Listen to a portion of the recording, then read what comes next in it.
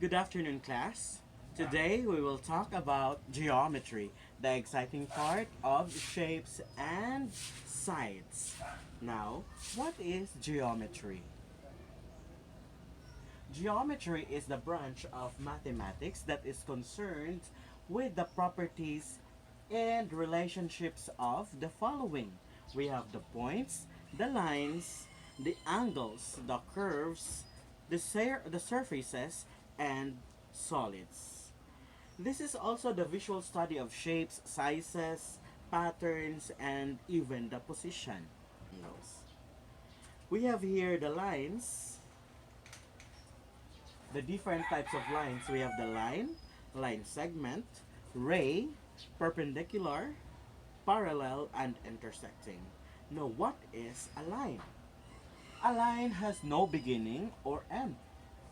It continues indefinitely in both directions. Maybe you're going to the left or you're going to the right. And this can be illustrated by drawing arrows at each end. That means this is infinite. This is going no end.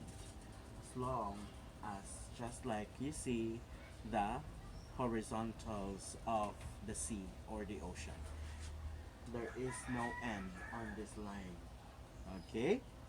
Now we have here the line segment. A line segment has a beginning point and an end point. Forming, if you're going to combine the segment, the line segment, you can form shapes.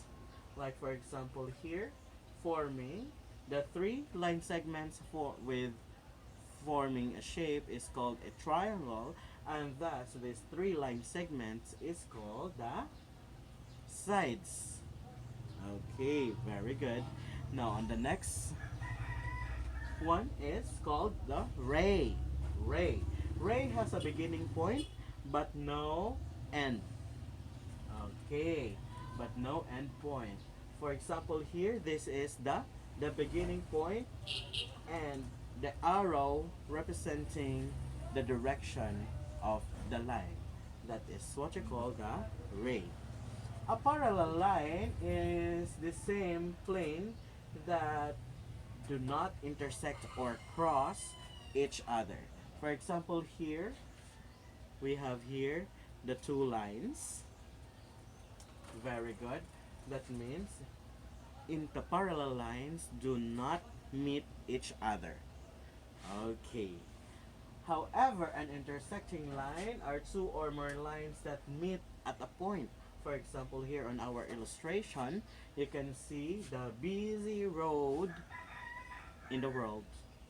So we have here the line, and crossing across is what we called intersections, and thus forming different angles in here and another intersection here.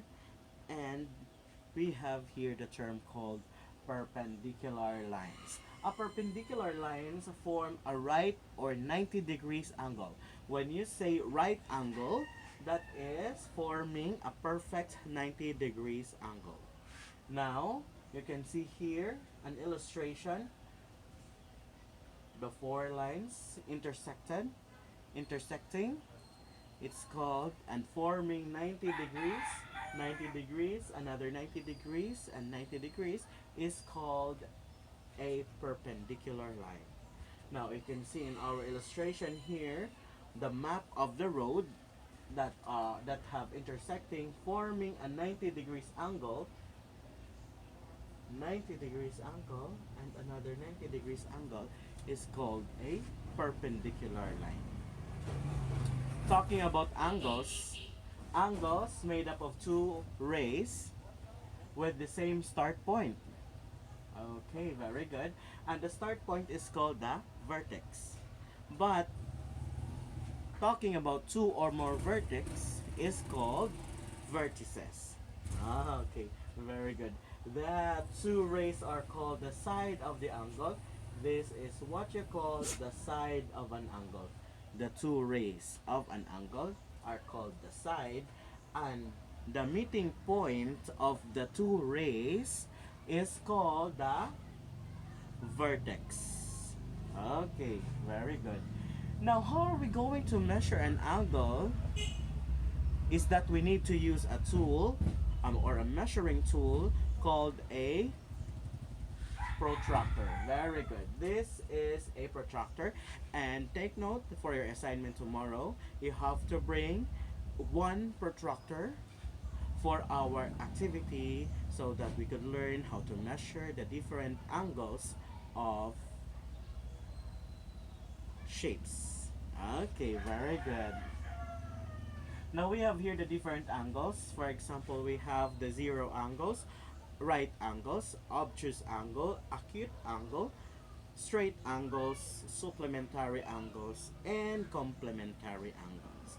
First off, we have the term called zero angles are parallel and equal to 180 degrees. So whenever you see an angle that is parallel and has a measure of 180 degrees is called the zero angles.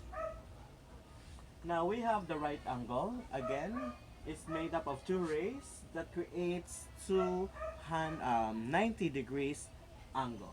That is 90 degrees angle. And this is also an illustration forming 90 degrees angle. A rectangle and square has four 90 degrees angle. Okay. Next we have acute angle.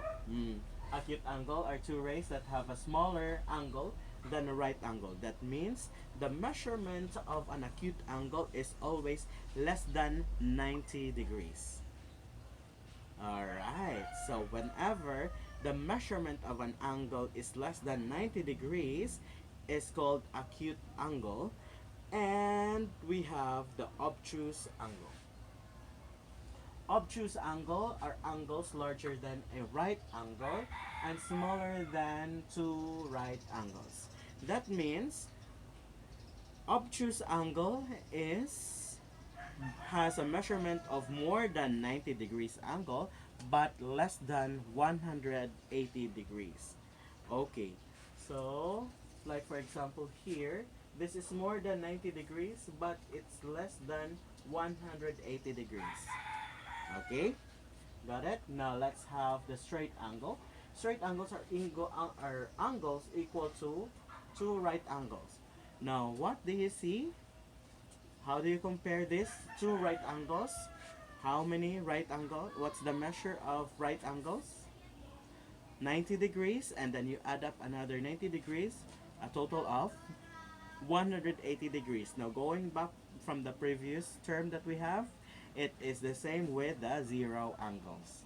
Okay, because zero angles is parallel in plane and has 180 degrees measurement. The same is true with the straight angle. Okay, now this is the more important, interesting part of the angles, the supplementary angle. There are two angles that sum to a straight angle. Again, straight angle has a total of 180 degrees.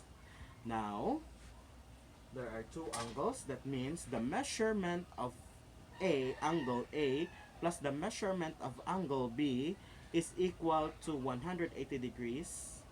That is what we call supplementary angle. Okay. Now we have the complementary angle.